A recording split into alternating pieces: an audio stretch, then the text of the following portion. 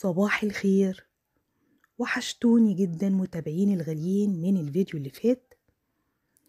النهاردة ان شاء الله هبتدي معاكم يومي من اول الصبح كده لحد بالليل. تابعوني ان شاء الله تستفيدوا وتاخدوا طاقة ايجابية جميلة زي ما تعودنا. اول حاجة طبعا صحيت من النوم، رقم واحد بفتح شبابيك الشقة كلها، بخلي الطاقة الإيجابية تدخل واشم كده النسيم بتاع الصباح الجميل ده، وابتدي بقى يومي. دخلت أول حاجة المطبخ عشان أحضر الفطار بتاعي. لازم أشحن بقى واخد باور عشان أقدر أكون كده طول اليوم قادرة على شغل البيت، قادرة على أي حاجة بعملها من غير ما أحس كده إن أنا وخمانة. زي ما انتوا شايفين طبعا القرص والقراقيش الجميلة دي أنا كنت عاملاها بالليل. طبعا ما كنتش قادرة بصراحة إن أنا أحطها في البولة زي ما انتوا شايفين، سبتها في الفرن لحد تاني يوم. أنا عاملاها متأخر، يعني كانت حوالي الساعة 12. ما شاء الله زي ما هي طرية وجميلة جدا. قلت بقى أحطها كده في بولة وأغطيها، تنفع يعني نفطر بيها الصبح مع كوباية شاي بلبن، وممكن كمان تنفع بقى للجوع بتاع بالليل دوت في يومين الشتاء. عاملاها باللبن الرايب والسمن البلدي، حاجة كده ملهاش حل بصراحة. تستاهل فعلا ان انت تعمليها اليومين دولت. ان شاء الله هتنزل الطريقة في القناة. زي ما انتوا شايفين هطلع القرص والقراقيش وارصها بالشكل دوت، وابتدي بقى احضر حاجة كده افطر بيها. ومن هنا هبتدي يومي بالدعاء اليومي بتاعي. اللهم اني استعين بك وبقوتك وعظمتك يا ارحم الراحمين. اللهم اني استعين بك وبقوتك وعظمتك يا ارحم الراحمين، فاني اتوكل عليك. اللهم صل وسلم وبارك عليك يا حبيبي يا رسول الله. هعمل بقى كوباية نسكافيه كده على روقان خالص.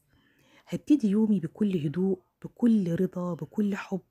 بستعين بالله من قلبي، بقول يا رب كل حاجة هعملها على مدار يومي لوجهك انت. سبحان الله، بلاقي ربنا معين ليا في كل خطوة في يوم. هعمل أحلى كوباية نسكافيه وأحلى شوية قرص، وهقعد كده بكل هدوء أفطر مع نفسي عشان أشوف بقية يومي هيمشي ازاي. بقى دلوقتي أفطر مع نفسي كده، وابتدي بقى وانا قاعده كده بفطر اعمل خريطه على مدار يومي. انا هعمل اكل ايه الحاجات اللي محتاجه النهارده تتنظف في الشقه. يعني كده زي لستة بس بعملها في دماغي، ما بكتبهاش في نوتست ولا اي حاجه. هفطر وارجع معاكم تاني. يلا بينا.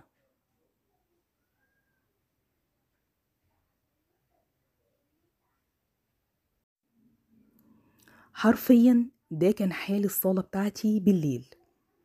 زي ما انتوا شايفين كراكيب الاستاذ سليم ماليه الدنيا واللعب بتاعته. منظر الصالة مش لطيف خالص، بس ولا يهمني. كل ده 10 دقايق هيكون مظبوط. أنا بسيب ابني يلعب براحته وياخد كل الطاقة بتاعته، ما بحبش أأيده. تاني يوم زي ما انتوا شايفين كده هبتدي أنظف وأظبط وألم كل اللعب دي. أهو كل اللعب هلمها بالمنظر ده، مش هخلي لعب خالص. وبرضه وقت ما يحب يلعب بيها هسيبه يلعب بيها، مفيش مشكلة. ربنا يبارك فيه ويعيش ويلعب. هلم اللعب وهشيل الحافظة وهشيل السجادة وهمسك الصالة مسحها وهعقمها كده بشوية معطر حلوين. وبعدين هشوف بقى أنا هعمل غدا ايه النهاردة. بس زي ما اتفقنا أنا ما بدخلش المطبخ وفي أي حاجة في الشقة مش مظبوطة. طالما دخلت مطبخي لازم شقتي تبقى تمام. يلا بقى نلم اللعب دي ونشوف هنعمل ايه. طول ما انتي مبسوطة وانتي بتعملي حاجتك سبحان الله هتلاقي كل حاجة بتعدي عليكي سهلة وبسيطة. والحاجة اللي انتي متخيلة ان هي مش هتعدي في يومك هتلاقي ربنا بيسرها. الركن هنفضها كده تنفيضة بسيطة. خلي بالكم انا باجي في شهر رجب وشعبان بوقف اي تنظيفات عميقة عشان اقدر اعمل تنظيفاتي بتاعت رمضان. يعني كده خلاص داخلين على رجب او خلاص ابتدينا في رجب، ما بعملش اي تنظيفات عميقة غير ان شاء الله لتنظيفات الشهر الكريم. في اي حاجه كده زي ما انتوا شايفين، بنفضها كده من على الوش، مش بعمل اي حاجه تعمل مجهود معايا. بخلي بقى العميق كده ان شاء الله لتنظيفات شهر رمضان. زي ما انتوا شايفين حطيت هنا ميه وحطيت برسيل جل، وكمان شويه حلوين كده دلع كده من المعطر عشان ريحه الصلاه تبقى نظيفه وحلوه. وبالمقشه كده هبتدي بقى ادعك الارضيه كويس جدا. حاجه بقى واقعه كده، حاجه ملزقه كده، الخطوه دي جميله جدا، بتضمن لك نظافه السيراميك. اهو مع المعطر بقى مش قادره اقولك، انا بحس اني مبسوطه جدا وسعيده جدا وانا بعمل اي حاجه في شقتي. اهو مش هخلي اي حاجه غير لما انضفها. انا ممكن اعمل القصه دي يوميا، المهم تكون الصاله نظيفه وشكلها حلو. طبعا الاوض انا على طول مقفلاها ومش مخليه فيها حاجه خالص. اكتر مكان للبهدله طبعا هو الصاله. هزيح بقى كده بالمساحه على طول. اهو تمام كده، والشرشوبه بقى وشويه ميه كده نضاف، وهبتدي ألمع السيراميك بتاعي. اهو لمع وبقى زي الفل. هفرش بقى وندخل على المطبخ على طول. يلا بينا نفرش.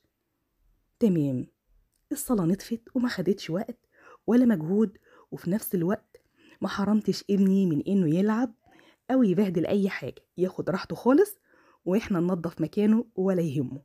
يلا بينا بقى ندخل على المطبخ ونشوف هنعمل غدا ايه. زي ما انتوا شايفين بقى هعمل احلى فتة كوارع النهاردة. اللحمة غالية والفراخ غالية والبانيه غالي، مفيش حاجة بقت رخيصة، فنشوف بقى الحاجة اللي على مزاجنا كده ونعملها. أنا بعمل فتة الكوارع بس بتكات صغننة، شوفيها يمكن تعجبك، ولو عجبتك اعمليها بنفس التكات بتاعتي. حطيت هنا في الشوربة جزر، وحطيت طماطم، وحطيت بصل، وده كوبيبة صيني حلو جدا جدا لأي حاجة عايزة تشيل الزفارة بتاعتها، والورق اللورة طبعا، وشوية الفلفل الأسود. طبعا الكوارع مغسولة كويس جدا ومنضفينها، وكمان نقعينها في الليمون وفي الخل وفي الملح، يعني عاملين معاها الصح كله. طبعا سبت الكوارع كده مع نفسها، مجرد ما بتبتدي تاخد غلوة انا بهدي النار عليها خالص عشان تستوي. وابتديت بقى احضر صلصة الكوارع. انا هعمل الصلصة كتيرة شوية لاني بحط الكوارع في صلصة، وكمان العيش بحط له صلصة، والصلصة الاساسية بتاعة الفتة. فهعمل كمية صلصة كده محترمة تقضي الحاجات اللي انا بقول عليها دلوقتي. حمرت كده التومة وشوحتها، بديها لون اصفر بسيط جدا، ما بخليهاش تغمق. اهو وببتدي بقى انزل بمعلقة صغيرة كده من الخل. يا سلام على الطشة دي كده وهي بتنزل، ملهاش حل. وبعد الطشة الجميلة دي هنزل بقى بشوية عصير الطماطم، بس بعد ما اخدها كده ايه تشويحة بسيطة. اهو تمام كده.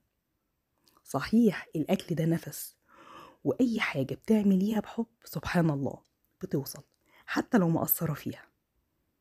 اهو حطيت بقى مكعب مرق الدجاج وشوية فلفل اسود، وشوية هنا من كمون والكزبرة الناشفة. اهو وحاجة بسيطة جدا من الشطة اختياري طبعا، وبرده كمية بسيطة من الملح. احنا حاطين مكعب مرق الدجاج فمش هنكتر الملح، حاجة بسيطة. ودي معلقة من السكر عشان طبعا الحموضة. تمام، سبت بقى الصلصة بتاعتنا تتسبك كويس، وكمان هديت النار جدا زي ما قلت لكم على الكوارع. بعمل بقى العيش بتكية كده بسيطة، مش عارفة اغلبكم بيعملها ولا لا. انا بقطع العيش في الصينية عادي جدا زي ما انتوا شايفين، اكيد كلنا بنقدر نقطع العيش، ومش هي دي التكاية. بنقطعه كده، وده عيش طبعا ناشف انا جايباه زي ما هو كده.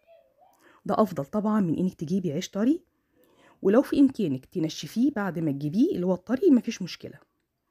وباجي هنا بقى فرمة كده 4 أو 5 فصوص من الثوم، يعني 5 فصوص كده أو 4 يكونوا حلوين محترمين، وببتدي أنزل عليهم بالعيش. على فكرة تكاية بسيطة بس بتودي الفتة بتاعتك في حتة تانية خالص. اهو ويا سلام بقى لو المعلقة اللي أنا حطاها دي سمنة بلدي زي اللي أنا حطاها بالظبط، معلقة سمنة بلدي بقى، ويلا بقى على البوتاجاز شوحي كل الجمال ده. اخر حاجة بحطها دي مرق الدجاج اهي، اللي هي الفورية اهو، فضيت الكيس ويلا بقى نشوح الحاجات الحلوة دي مع بعضيها. هنا الرز كنت خلاص بفلفله وهسقيه الشوربة. طبعا كلنا بنعمل رز جميل جدا، فمش محتاجين نصور المرحلة دي. انا كده يعتبر قفلت على الصلصة، والرز خلاص كده هيتعمل، والعيش هنشوحه مع بعضينا دلوقتي اهو. السمنة البلدي بقى تسيح مع العيش مع التوم، عايزة اقول لكم كده حاجة ملهاش حل، تبقى ريحتها جميلة جدا. والافضل انك تجيبي عيش محمص، ولو ما عندكيش عيش محمص هاتي عيش في البيت وحطيه في الفرن وحمصيه اهو. شايفين ده لون التوم بعد ما تحروقيه كده في قلب العيش. ويا سلام بقى على شوية الصلصة اللي احنا حطيناهم دولت. دي التكات الصغيرة اللي انا بقولك عليها تخلي الفتة بتاعتك دي تاكلي الاكل كده بتتذوقيه حاجة بنفس اهو. شوحي بقى العيش برضو مع الصلصة يدوب دقيقتين بالظبط، تحسي ان العيش بدأ يضطر، وكده الفتة بتاعتك جاهزة. نفس النظام الكوارع بتاعتنا بعد ما طلعت هنحط عليها برضو كبشتين حلوين كده من الصلصة. في المرحلة دي لو انت عايزة الكوارع بتاعتك مخلية اخليها، عايزاها كده سليمة ومالية نفسها زي ما انا عاملاها انت وراحتك اهو. معلقتين او كبشتين الصلصة الكبار دولت، هنسيب بقى كده الكوارع تاخد وتدي مع نفسها لحد ما تتسبك مع الصلصة. انا ما بحبش الكوارع اللي طالعة من الشوربة على طول وتتاكل، ما بحسهاش. وهنا بقى ابتديت خلاص احضر للغدا بتاعي، واحضر لصينية الفتة بتاعتي. طبعا زي ما انتوا شايفين الصينية النهاردة اتعملت بطريقة سهلة وبسيطة، وتكاتها جميلة جدا. اعمليها زي ما انا عملتها بالظبط، هتاكلي احلى فتة كوارع. الصلصة بتاعتك بقى انت وذوقك، شكليها زي ما انت عايزة، المهم الطعم. كده الغدا بتاعنا جاهز، هنتغدى وبعدين هنرجع نشوف هنكمل يومنا ازاي. يلا بينا نتغدى ونرجع تاني. يلا بينا. هنا كنا اتغدينا الحمد لله، وابتديت بقى ادخل على الكركبة اللي انا بحبها. هغسل المواعين وهتكلم معاكم كده في موضوع شائع جدا عندي في القناة الفترة اللي فاتت. سؤال اتسألته كتير جدا، من اكتر الاسئلة اللي جات لي على القناة الفترة اللي فاتت هي الخيانات الزوجية، وده طبعا جالي من ناحية الزوج. تمام، نجاوب بقى. أنا عارفة إن مفيش أصعب من إن الزوجة تحط نفسها في مواجهة مع مواقف خيانة. يعني من أكتر المواقف الصعبة اللي ممكن تتحط فيها الزوجة إنها تحط نفسها في موقف مع جوزها وتقعد تتكلم معاه في موضوع خيانته ليها. وده طبعا كل واحد بيختلف رد فعله عن غيره، وكمان حسب نوع علاقتك بجوزك، وكمان حسب نوع الخيانة. طب السؤال، ازاي يا مجنات اتصرف لما اعرف او اتأكد ان جوزي بيخوني؟ هقولك يا ستي، اولا مش عايزاكي تتصرفي بشكل متهور، واقعدي كده مع نفسك، خدي وقت كافي تفكري فيه، وشوفي هي نوع الخيانة دي ايه، شات على النت ولا خروجه بره البيت، ولا بقى الخيانة اللي احنا عارفينها من النوع التقيل. انا بقى بقولك اوعي تتجاهلي اي خيانة ايا كانت، خيانة بقى على شات، خيانة بقى جوزك عرف واحدة وخرج معاها بره، خيانة لا قدر الله جنسية، مهما كانت نوع الخيانة اوعي تتجاهليها علشان ما يتمداش فيها. وكمان انا مش هطلب منك تتطلقي وتخربي بيتك. اولا اتكلمي معاه وعبري عن حزنك وصدمتك، وحقك انك تطلبي تفسير واضح لخيانته، وده برضو حسب نوع الخيانة. يعني مش هقول لجوزي انا شفتك في خيانة صعبة وعملت كده ازاي، انا مش قادرة اقولها بصراحة، لكن في خيانات نقدر نتكلم فيها وعلى المفتشي كده زي ما بيقولوا، ونقول 1 و2 و3 وإزاي، وتطلبي تفسير، وتفسير مؤكد ويريحك ويطمنك. لو بقى حصل وبرر واعتذر وحاول يراضيكي، وانتي هنا قررتي الاستمرار في العلاقة واديتيله فرصة يصلح اللي اتكسر جواكي، تعرفيه انك انتي كمان هتاخدي وقت كافي عشان تتعافي وتتجاوزي صدمة خيانته. يعني مش جوزي هيعتذر النهارده هيقوم بكره يلاقيني عامله له جو جميل وجو رومانسي، لا، حسسيني في صدمه في حياتك ومحتاجه وقت كويس جدا عشان تقدري تتعديها. وفعلا ابعدي فتره عنه بمشاعرك، بس عينك وسط راسك، راقبيه بس من بعيد، خليه يحس ان خسارتك مش سهله، وانه هيتعب عشان يرجع الثقه من تاني. وفي الفتره دي انا عايزاكي بقى تكوني صادقه مع نفسك، لو في أي جوانب تأثير من ناحيتك حاولي تصلحيها، حسب بقى اهتمام، إظهار كده شوية في أنوثتك، شوية كده دوري على التأثير اللي في حياتك واشتغلي عليه بدل ما تحطي كل اللوم عليه هو. انتي أحلى وأجمل ست طول ما انتي واثقة من نفسك، اوعي تقارني نفسك بحد، أغلب الرجالة ليها نزوات، ده لو ما كانش كلهم. أقولك بقى على دعاء واثبي عليه، والله ما هتلاقي فيه إلا الخير، اكتبيه احفظيه، المهم الدعاء ده واثبي عليه. لا إله إلا أنت سبحانك إني كنت من الظالمين، استودعتك بها سمع زوجي وبصره وقلبه وجميع جوارحه يا الله، إنك أنت السميع العليم. اللهم إني استودعتك كل جوارح زوجي أن تثبتها على حبي وألا تصرفه عني أبدا. اللهم بحق لا إله إلا أنت سبحانك إني كنت من الظالمين، اصرف سمع زوجي وبصره وجميع جوارحه عن كل نساء العالم، واصرف نساء العالم عنه يا الله. واختمي الدعاء بتاعك بالصلاة على الحبيب المصطفى، والله ما لقيت من الدعاء ده إلا كل خير. وهنا بقى كان بالليل جدا تقريبا، يعني الساعة 10:30 كانت داخلة على 11، كان في وقت متأخر. ولادي كالعادة بيطلبوا مني حاجات، لو في مقدرتي بقوم أعملها، ولو مش في مقدرتي طبعا بعتذر لهم. طلبوا مني الكيكة دي، كيكة جميلة جدا وكمان صحية، هي اسمها كيكة الريد فيلفت، معمولة من قشور الرمان، جميلة جدا ودايت، وحاجة كده طعمها يعني مش زي الكيكات العادية. طلبوها وعلى الفور قمت عملتها لهم، وانا بعملها برضو هقولك كلمتين صغيرين جدا.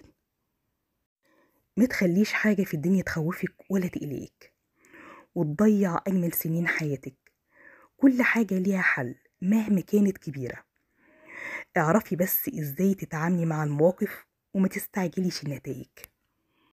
خلي عندك صبر على كل الظروف اللي بتمر بيها، صدقيني مفيش حد في الدنيا دي سعيد بنسبة 100%، كلنا عندنا حاجات ناقصة بس الرضا بيكملها. ده الكيكة بتاعتي، هبتدي بقى هنا كده ادهن القالب بتاعي واحط له رشة كده من برضو نفس المسحوق بتاع الكيكة، هي شكلها نفس الشكل ده اللي انتوا شايفينه، اللون الاحمر اهو. حطيتها بقى في القالب وهطلع اي هوا منها، ومشغله الفرن بتاعي طبعا قبليها ب10 دقايق.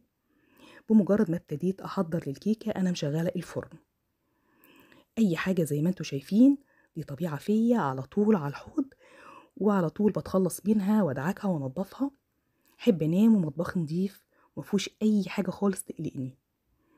همسك كده الرخامة في السريع اهو، شوية مية وخل، يعني حاجات بسيطة، هي كده كده الرخامة نضيفة بس مكان ما عملت الكيكة اهو، على طول مش هخلي اي حاجة كده شكلها مش نظيف. تمام كده، الكيكة بتاعتنا في الفرن وطلعت، وده الشكل بتاعها. طبعا سليم مستنيها بفارغ الصبر وعايز يحط ايده عليها اهو، شايفين مستعجل جدا. هبتدي بقى اقطعها كده واحطها في صينية بالشكل ده، هي سهلة وبسيطة وكمان زي ما قلت لكم طعمها جميل جدا مع شاي بلبن بقى، مع حتى كوباية شاي، كوباية نسكافيه. بس بما اننا احنا بالليل فطبعا هنشرب معاها شاي بلبن اهو. شايفين هشة وجميلة جدا. اليوم الحمد لله مشي بكل سلاسة، مشي بكل حب، مشي بكل رضا. وطول ما انتي راضية اعرفي ان ربنا هيرضيكي. انا سعيدة جدا باليوم الجميل اللي قضيته معاكم وكمان شاركتكم فيه. بس بتمنى منكم لو حسيتوا فعلا ان النهاردة افدتكم ولو بجملة بسيطة، ما تستخسروش فيا الشير واللايك لانه بيفرق جدا في الفيديو. انا كده خلاص خلصت التقطيع، ودي الصينية اللي انا هقدمها النهاردة في العشاء اهو. هعمل معاها بقى حبة شاي بلبن كده، والباقي طبعا مش هسيبه، هغطيه بالاسترتش عشان يفضل طري اهو. كوباية شاي بلبن واحلى عشاء النهاردة. ده كان اليوم بتاعي، اتمنى يكون عجبكم، ويا ريت لو عجبكم الفيديو ما تنسوش دعمي بالشير وباللايك. شكرا ليكم ولمتابعتكم، والسلام عليكم ورحمة الله وبركاته.